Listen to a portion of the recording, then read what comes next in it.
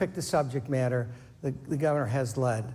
And so I don't need to continue with the accolades. I think what makes a lot of sense is to introduce the 49th governor of the state of Michigan, Gretchen Whitmer.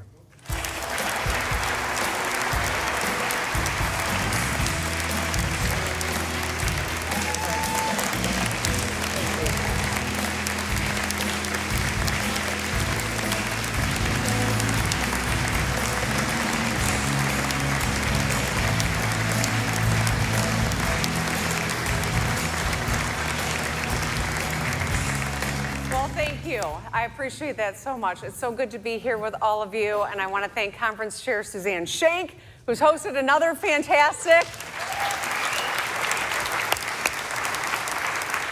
CEO Sandy Barua. I was standing back there with him, and Dan was talking about Sandy and Sandy. I think one of them was Pierce, but lots of Sandys up in here. And of course, all the staff who put this important event together every year. This has been an incredible conference, and once again, we've had spectacular weather. No one should take credit for it, because when it turns, you'll get blamed, but we should clap for the weather, right?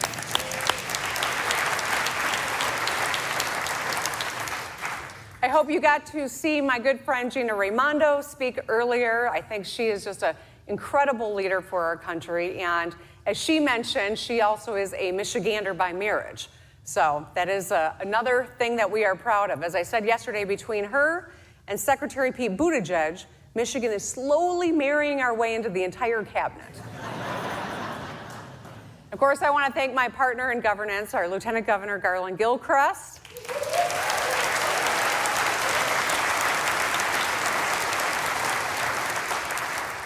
And before I jump into the speech, I want to make sure that we take a moment to give all the people who work behind the scenes a big thank you. We know that the Grand Hotel staff, that the chamber staff, that the folks on the island work so hard to make sure they're ready for this first big event of the season. So let's give them our round of applause.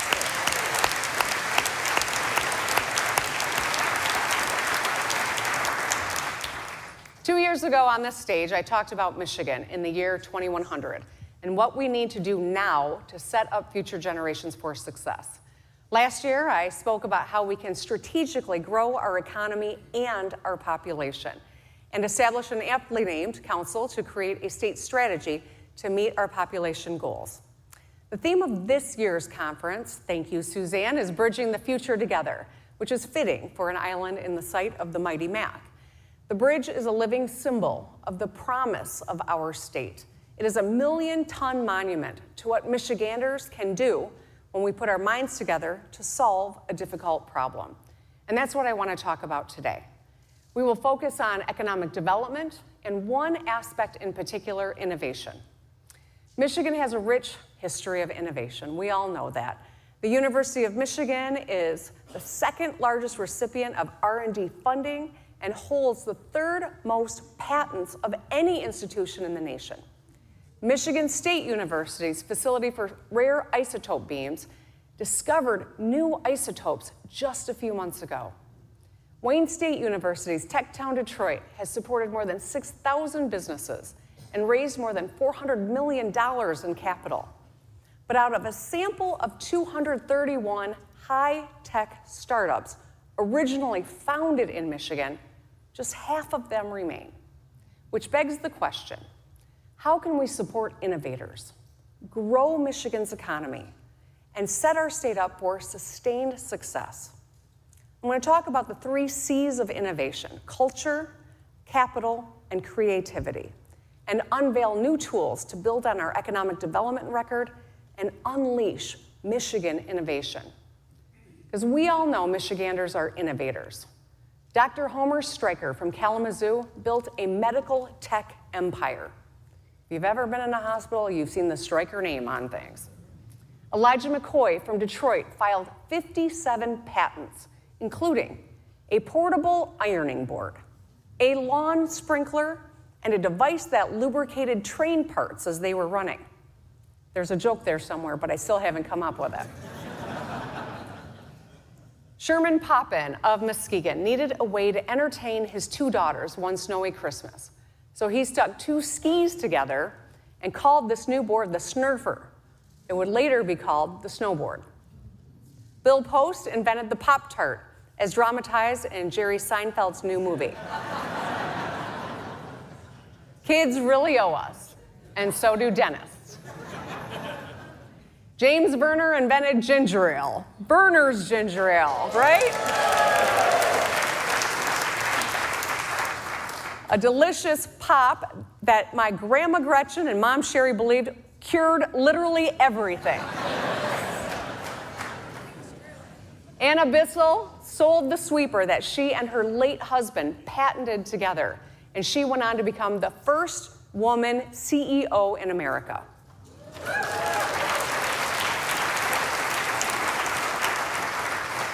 And of course, there's so many others. Pfizer in Portage, Paragon Steelcase in Grand Rapids, Whirlpool in St. Joe, Faygo in Detroit, Chelsea Milling Company, also known as Jiffy Cornbread in Chelsea, Carhartt in Dearborn, Stormy Cromer in Ironwood, and I could go on and on and on. And of course, we all know the most famous Michigan innovation, automobile manufacturing. At the turn of the 20th century, Michigan had some natural advantages: railroads, waterways, timber, and ore. Putting lines on the road and installing the first ever traffic light at the corner of Woodward and Michigan was just step one. Then came the assembly line, the Model T, which took the world by storm. By 1940, 60% of the world's cars were assembled in the great state of Michigan. Aspiring auto innovators flooded Michigan and founded new companies like Chrysler and GM. Michigan was the center of action. For centuries, innovators drove Michigan forward, solved problems, and pushed boundaries in the process. They proved that innovation is infectious. One idea leads to more. And this cycle quickly becomes self-perpetuating. It brings new ideas, people, jobs, and opportunities to our communities. Starting that virtuous cycle comes down to a few things: a skilled workforce, a streamlined process, access to capital, support to test, develop, and commercialize ideas. We've made progress in many of these areas, but today, let's go farther. It starts with the 3 I's I mentioned earlier: culture, capital, and creativity. I think you know by now I love alliteration. 3 C's is great. The truth is, entrepreneurs need all 3 of these things to survive and to thrive. They need to feel represented in the culture, and capital to make audacious bets on their ideas, and fewer barriers to creativity. So first, culture. We must build a culture of innovation and make Michigan a place where innovators and entrepreneurs feel seen and heard. We can't do this alone. It takes pioneers, and thankfully, we have some doing work every day in places like Corktown, supported by organizations like Black Tech Saturdays and Michigan Founders Fund. Next week, many will be moving into a revitalized Michigan Central Station. I want to thank Bill Ford for his leadership to get this done.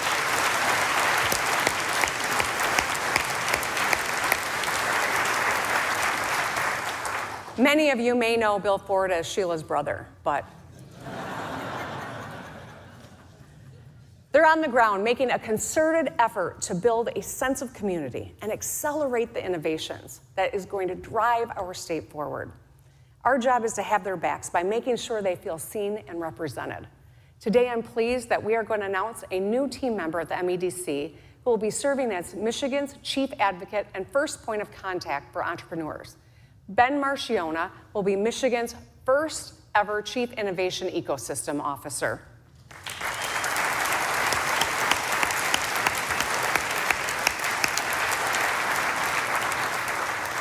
Ben's going to help build a community of innovation in Michigan where every founder and dreamer knows they have a voice in state government. Second, capital. Ask any entrepreneur what they would do if money were no object, and you'll get an earful. Every entrepreneur knows their next big idea, but access to capital can spur innovation like nothing else. And that's why last January in the State of the State, I proposed an innovation fund to invest in high-growth startups and create thousands of jobs. Today, I'm excited to announce Pitch Me. Pitch Me will be a statewide Shark Tank-style competition, freshwater style, helping innovators address the biggest problems facing Michigan. Pitch Me will identify a challenge that Michigan innovators will rise to meet. The state, in partnership with leading organizations, will host a public competition to solicit pitches and then invest in the most innovative startup. That startup will then be able to take the capital and make a real difference. Have you heard of Ring doorbells? Kodiak cakes? Okay, come on, it's pancake mix. These companies did not get a deal on Shark Tank, but are raging successes because of the work that they did to pitch. Pitch Me is going to draw attention and exposure for hundreds of promising upstarts, making a difference here in Michigan, even if they don't win. The first Pitch Me topic is very near and dear to my heart. This year, Pitch Me will identify and award $100,000 to the next innovative idea in roads and mobility. Shocker. Wow, she's scary. She looks tough, like a real road worker. All right. We're asking a very simple question. How will you help Michiganders get from point A to point B safely, affordably, and efficiently? Is it a new way to fix the roads?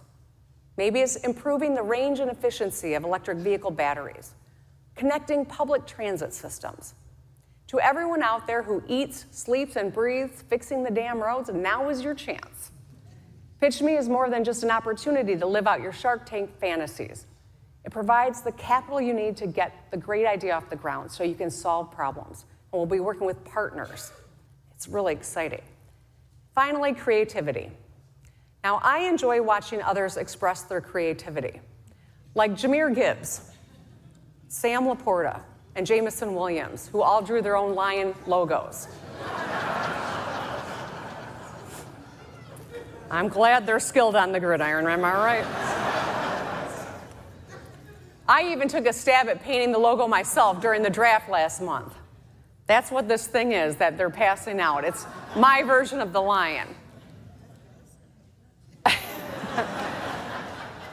Creativity is important, but it's impossible to be creative in a vacuum unless you're Anna Bissell. Okay, that was a vacuum joke.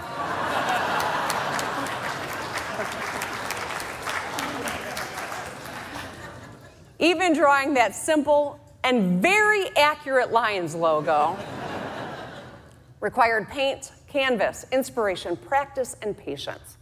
The same is true for the big stuff. To research, test, develop, and commercialize a new idea, you need equipment, facilities, tools, and expertise. Sometimes those fundamentals just cost too much or are completely inaccessible. And while access doesn't guarantee success, lack of access is a complete barrier. Take Remora. They are building next-gen hardware in Wixom to capture semi-truck carbon emissions.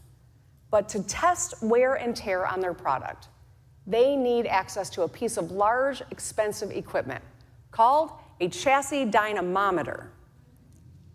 All right, for those of you who aren't mechanical engineers like I am, that is a treadmill for a truck. And I'm joking, I am no engineer. It took me a while to practice saying that. I know it's hard to believe people just don't have chassis dynamometers in their garage, but they don't. With access to this device, Remora can subject their prototype to the harshest conditions imaginable, make changes, build a better product. In a word, innovate. But when Remora was an early stage startup and needed a chassis dynamometer, the most affordable one was $188,000 and in Indiana. Not helpful. No one should have to go to Indiana.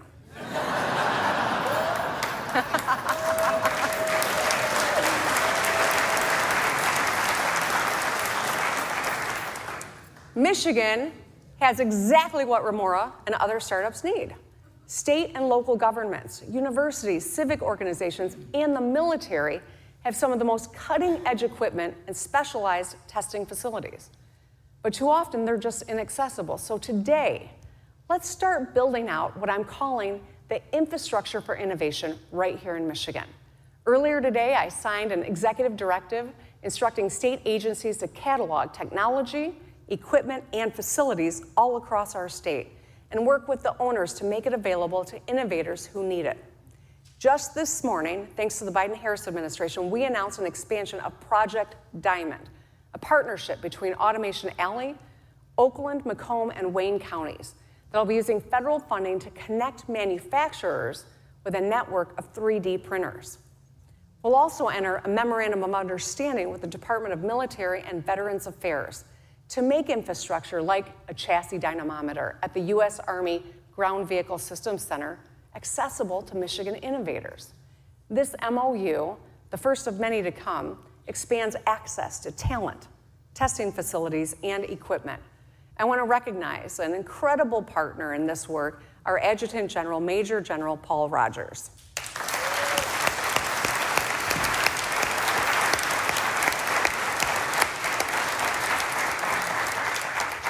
Michigan is going to be the first state in the nation to get this done, and the only one to take such a strategic, proactive approach to open the infrastructure for innovation.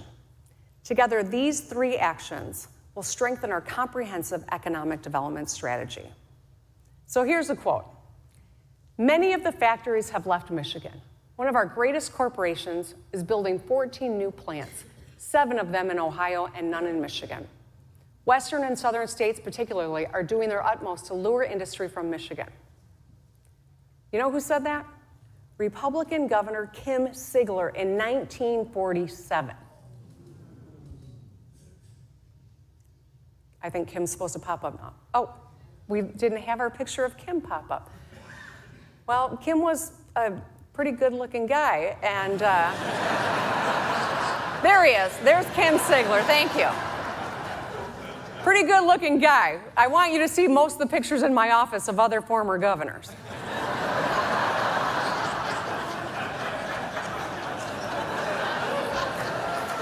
I mean, right?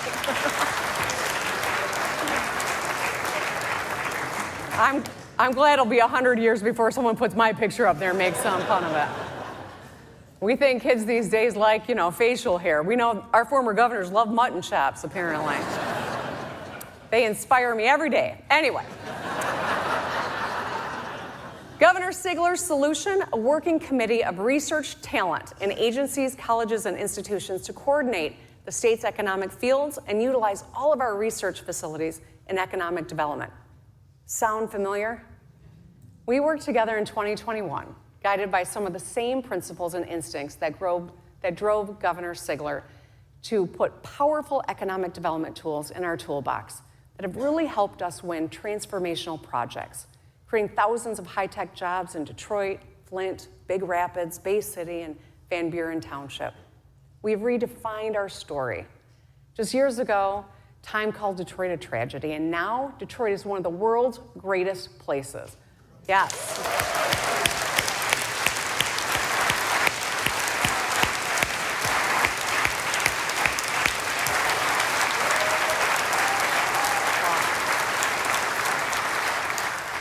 Since taking office, we've secured more than 38,000 good-paying auto jobs, home to the #1 emerging startup ecosystem and the next Silicon Valley for mobility innovation. And just a couple miles away from where the first concrete road in Michigan was paved, Electrion is building the first under-the-road electric vehicle charging station. Detroit's population is growing for the first time in nearly 70 years. Since last year's conference, yeah, all right, that is good. Thank you.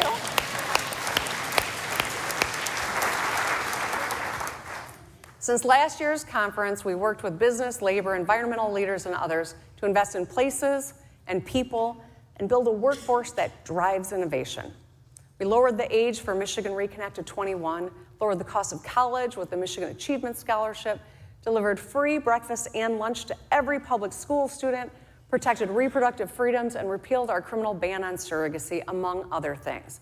We put Michigan in the lead on President Biden's clean energy boom, powered wind and solar projects across the state, and enacted a 100% clean energy standard by 2040. And we will soon be the first state in the nation to restart a nuclear power plant.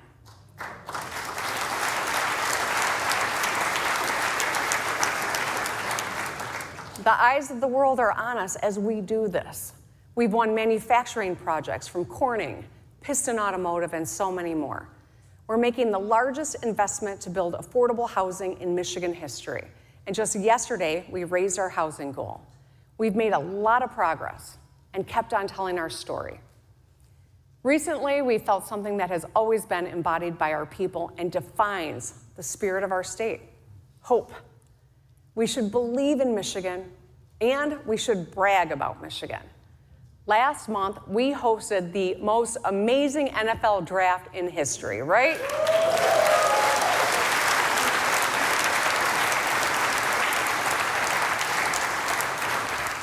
We brought our trademark Michigan swagger and pride to the occasion and showed a record-breaking crowd of more than 750,000 fans a great time. Coach Campbell, GM Brad Holmes, and owner Sheila Hamp made some great picks, and the Lions are ready to roar back into the playoffs this fall.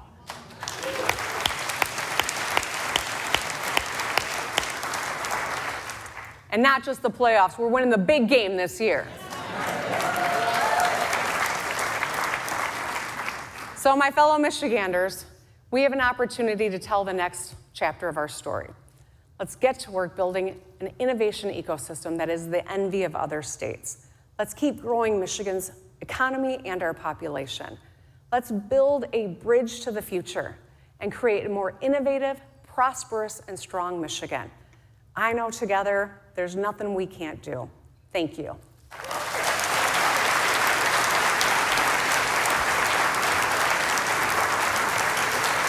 Thank you.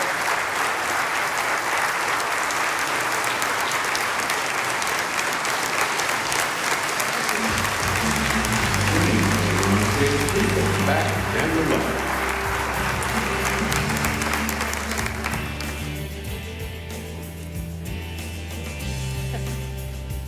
Thanks, Governor. That was great. Here, I want to give you one of my lions, Dan. I worked really hard on it. I'll treasure it forever. How are you? I'm good. Great. It's always good to see you. The conference this year talks about bridging the divide into the future together, and I talked a little bit as I introduced you to talk about the really great things that have worked in a bipartisan way over the last few years. But everybody wants more, and it's a lot of things that need to get done. How does the bipartisanship continue as we move forward with a lot of projects that still have to be done? Yeah. We've got a lot of important things we have to accomplish. And as we think about the needs of our economy, the needs of our people, the mutual goals of growing our population and diversifying our economy and strengthening that, these are not inherently partisan issues, but it feels like everything becomes partisan kind of in this environment. And the average person who is just trying to pay their grocery bill and get their kids off to school and get to work on time doesn't care about partisan squabbles. They just want us to deliver. They want access to affordable housing and health care. They want to make sure that their kids are getting the education they need. They can drink the water coming out of their tap. I mean, these are the fundamentals. And that's why I try to stay focused on those things, because I think that's where we can find common ground. Every other week since I've been governor, I host quadrant meetings. And this is something I learned from my dad. When Governor Milliken was governor, he did this, hosted all four of the leaders, the Republicans and Democrats from both chambers, and talked through differences. It didn't mean they always agreed on things, but one thing I know is if you're not talking, you're never going to find common ground. So we do that, and it's not always fun, but I think it's really important that we continue to try. I do think that the people in this room have a very important role in that, in keeping us focused on solving problems and holding us accountable to that, in encouraging legislators and statewide electeds and municipally elected people alike to always stay focused on that, and when we don't, to take us into account. And I think there's a role for everyone here, but it's very challenging in this environment. I think some of those numbers that Sandy shared with regard to the Shuba poll that the chamber did, are really disturbing and tells me that we, all of us, more than ever, have to lean in here and be a part of supporting our democracy. Can you imagine that we have to say we've got to convince almost 30% of our population that democracy is the best form of government? But it's kind of where we are right now, and it's a very concerning trend, and I think we all can play a role. And I guess that raises the question. Can you hear me? Well, we're consistent. I think that leads us to the question. There's. Oh, here they come. There is a 2 or 3 year period of time that you have in your job as governor. It's hard to believe we talked about it off stage. You're 6 years, almost 6 years into your governorship, but there's a lot of work to be done. And on that point, what are the half a dozen or so, or 2 or 3 things that you think about that it would be great to get done over the next couple of years? Well, there are, right now, the legislature, we've got another month before the budget's due, and I think we've got a real opportunity when it comes to economic development. There have been some interesting solutions that have been put on the table around transit as well. These are issues that have vexed us. These are issues that the Growth Council identified as really important to growing our population. I would love to see us be successful on that. I'm not endorsing a particular plan at this juncture, but I think I'm very encouraged by what I've seen come out of the legislature or be introduced into the legislature recently. I still would love for us to land a big fab when it comes to, a potential CHIPS opportunity. We're in competition, and growing our defense sector, I think, is something that is a real natural extension of our expertise and opportunity. And then, I know that there's a lot of orange barrels, and you tell me how much you love them, you're welcome. But we still haven't done a long-term infrastructure solution. We haven't, despite all the work you see happening, and that's something that I remain committed to getting done. It doesn't get easier or cheaper or until we actually have a longer-term solution. So that's a part of it too. Awesome. And it is kind of, as you watch, and all the things that the collective has been done around transportation and the roads, people are smiling that you get all the barrels up, and then it's, I got to sit in traffic, but we need to get the roads fixed. So that means something must be working okay. So that's good. You've made a real focus in your administration around clean energy, which is a long-term, very important issue for America and the world, for that matter. And do you want to talk a little bit about that moving forward, on what your thoughts are over the next 2 or 3 years?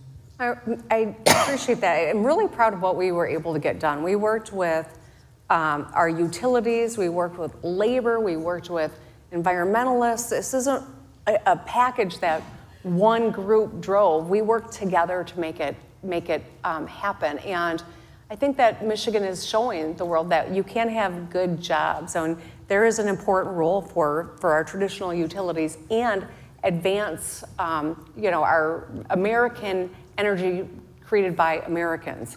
It's so important for our homeland security.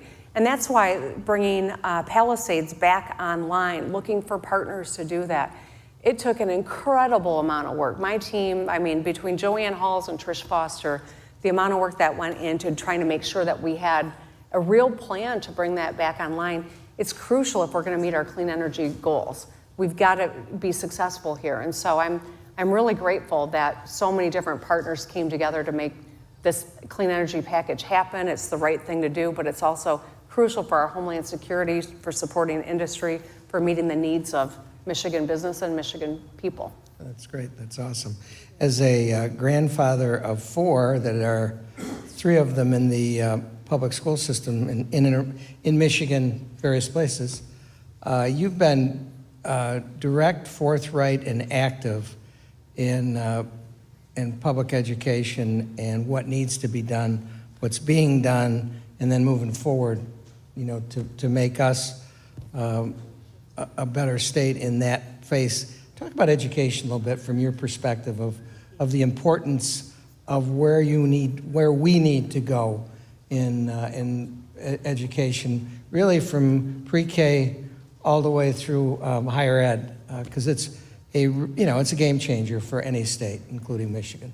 I think one of the things that came out of the Growing Michigan Together Council work was that if we could have universal pre-K, it really would give every child in Michigan the advantage of starting kindergarten, being ready to learn.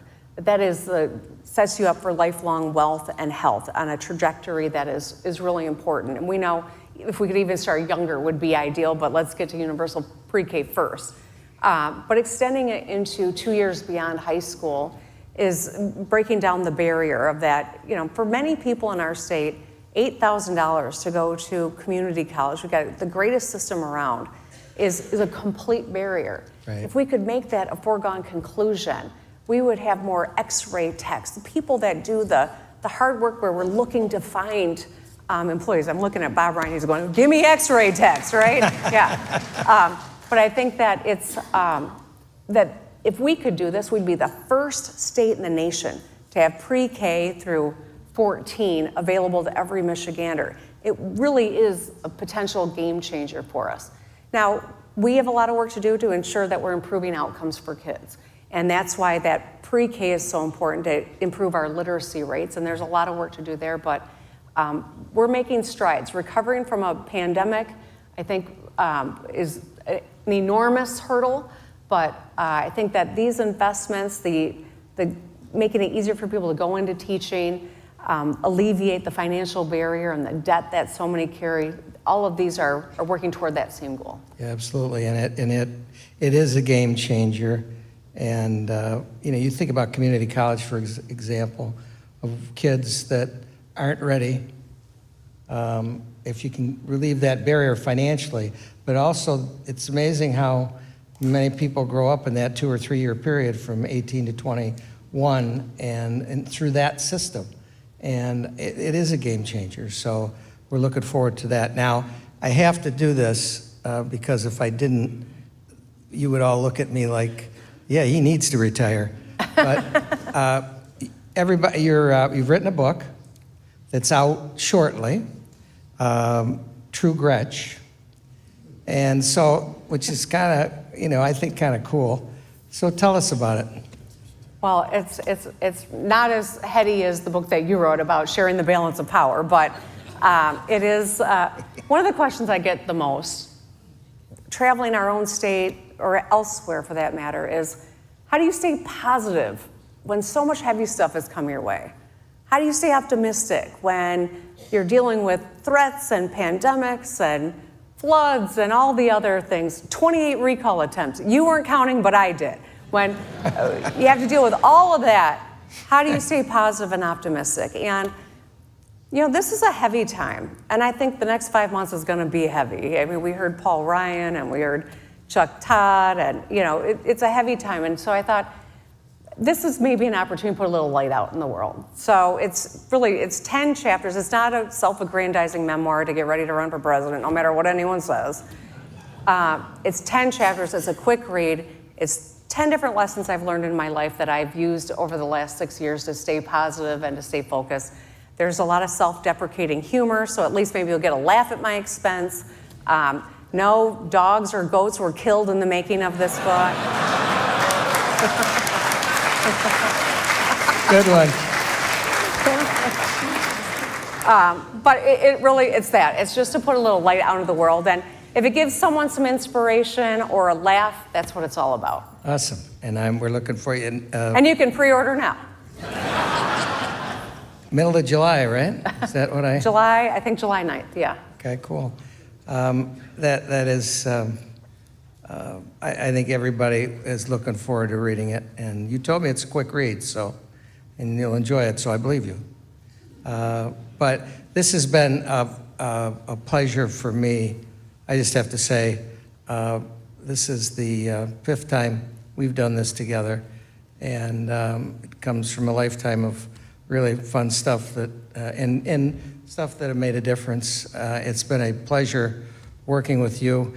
We're not going away, but it's a different change for me, and I really appreciate your professionalism, who you are as a person, most importantly, but also who you are as a governor.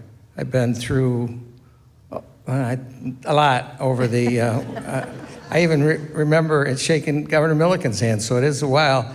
And you are a great leader, and I appreciate that, and it's been great to do this, and thanks for this today. Well, thank you. Stay put.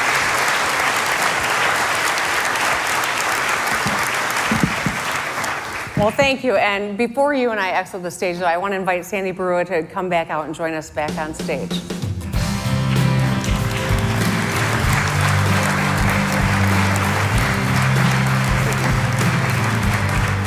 Thank you, Sandy. So, I cannot think of a more appropriate way to close out the 2024 Main Stage Mackinac Policy Conference programming with a tribute and a thank you to the man who has probably meant more to the Detroit Regional Chamber and to this conference than anyone has ever meant to the Detroit Regional Chamber over its 130-year existence, Dan Lepp.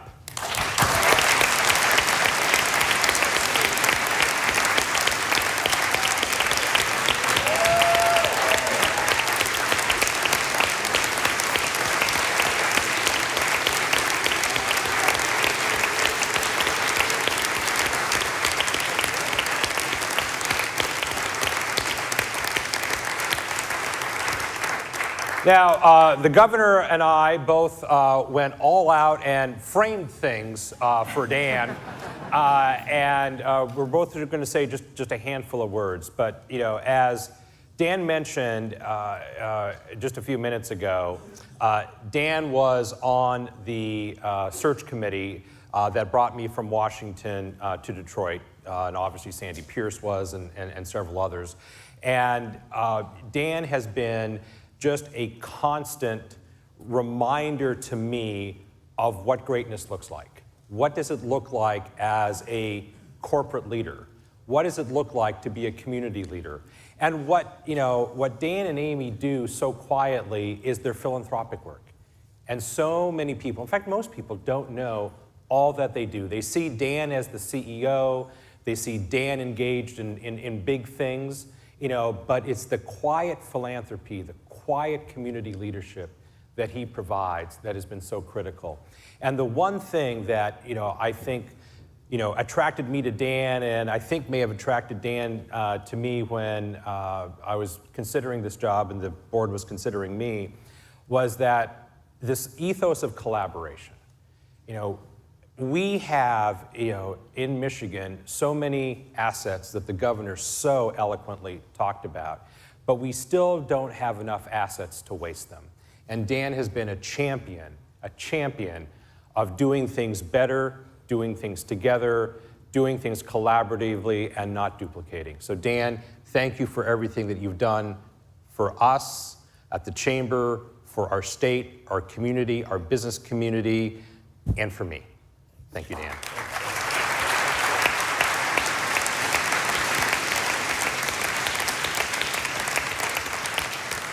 Governor? I'm so enjoying. Oh, I think I just broke this. Oh, it looks okay. I didn't. It just made a. Expensive frame there, huh? Hey, state government, we're using your tax dollars wisely. Yeah. Yes, I can. I just want to add a couple of thoughts. When I was at Michigan State University, my dad, in his wisdom, said, go down and do an internship at the Capitol. Learn a little bit about state government, because so few people understand state government.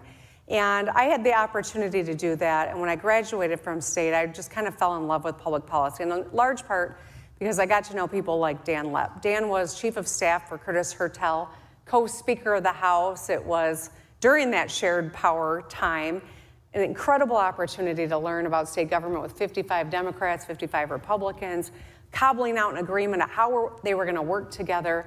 And when Dan hired me on staff, I was just so grateful to have an opportunity to see it up close and personal, and I was scared to death of him because he was the chief of staff and I was just a lowly new hire, but I've learned so much from how he treats people to how he works across the aisle to the putting together a vision and a team, and I think these are lessons that I deploy every single day as governor of this state. And I think about my first office was in a tiny little safe in the Capitol, which I shared with a refrigerator. But I left and went to law school, and Dan was the one who called me up when my state representative was term limited out, and he said, I think you should think about running. And I had never thought about running for office. So many women, this is a similar story. It was someone else who encouraged them, and it was you who did that for me, Dan. And so every step of the way throughout my career, I've been able to get sage advice from my friend Dan Lepp. He, I think, has been a tremendous leader in every iteration of the many chapters he's had in his career of public service. And I'm just so grateful for your mentorship and for your friendship. And I'm happy for you and Amy and the family and what the next chapter looks like. And I'm grateful for everything that you've done for me and my family and for the state of Michigan. Thanks, Governor. Thank you very much.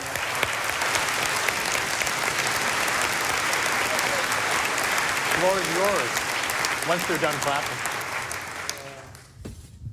Yeah, hand me a mic and I'm not going to talk. Thank you, Sandy and Governor. It's, what do you say? It's been a great ride, but you only get great rides because you're amongst great people. You don't do any of this alone. You can't.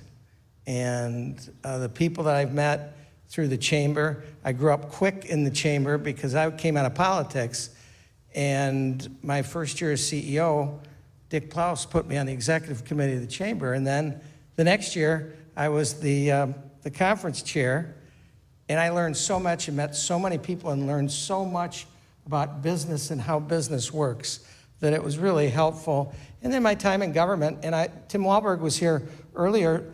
Congressman Walberg was part of the 55-55. He was a member of the House from Tipton, where he's from.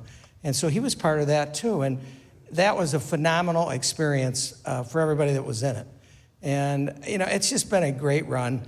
And to be able to go out on your own terms I'm very fortunate to do that. We're not going anywhere. Our roots are in Michigan. Amy and I will be here, except when we go to Florida. But don't tell anybody. But we're Michiganders. We're going to be here and be part of it. It'll be a different role, but I really appreciate it. And the chamber's been like home to me. This is 20, almost 25 years, and it's been a home to me. The people have been great, the staff, everybody. And the governor said it better than I do, We've had a great relationship, and I've learned from her, and I think vice versa. And Sandy and I come from a little bit different part of politics, except not really, because... Not anymore. And you and I are sort of in the middle, a little bit on both sides, and we have tremendous conversations. It's been a ball to be around Sandy. We don't always agree, but we have fun talking, so it's going. And you've done such a job as a leader here at the chamber. And so to everybody here, thanks for being here. I'm fortunate, and it's been a blast, and more to come. So thank you very much. Ladies and gentlemen, the governor of the great state of Michigan, and Dan Lepp.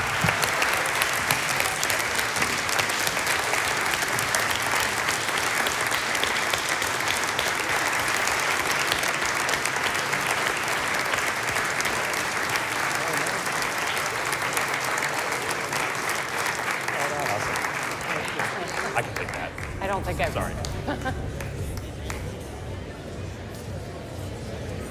And that is